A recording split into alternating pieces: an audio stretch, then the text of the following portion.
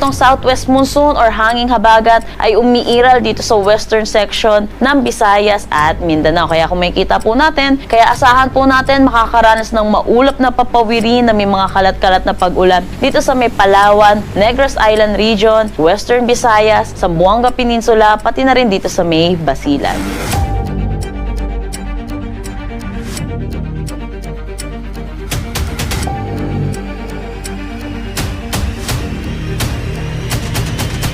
Manatiling may kaalaman at manatiling ligtas sa pamamagitan ng pagbisita sa aming YouTube channel para sa mga real-time na ulat panahon sa ating bansa. Laging tandaan, maging alerto at iba yung pag-iingat sa banta ng ulan, baha at pagguho ng lupa. Ngayon, oras na para marinig mula sa ekspertong meteorologist. Bibigyan tayo ng malalim na pagsusuri sa lagay ng panahon at ipapaliwanag ang anumang mahalagang kaganapan sa ating panahon ngayon o sa mga darating pang araw. Para naman sa magiging panahon natin dito sa Luzon, kung makikita po natin, maaliwalas po tayo sa buong Luzon po natin. Pero asahan din po natin yung mataas na tsansa ng mga pag-ulan sa hapon at sa gabi dulot ng mga localized thunderstorm.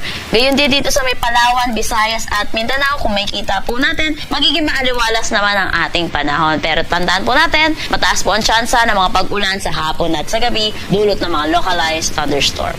Agwat ng temperatura for Metro Manila, 25 to 33 degrees Celsius. For Tuguegarao, asahan natin ang 25 to 34 degrees Celsius. For Lawag, 25 to 32 degrees Celsius. Tagaytay, 22 to 31 degrees Celsius. Baguio, 17 to 23 degrees Celsius. For Legazpi, asahan natin ang 25 to 32 degrees Celsius. Dito sa Iloilo, asahan natin ang 24 to 33 degrees Celsius.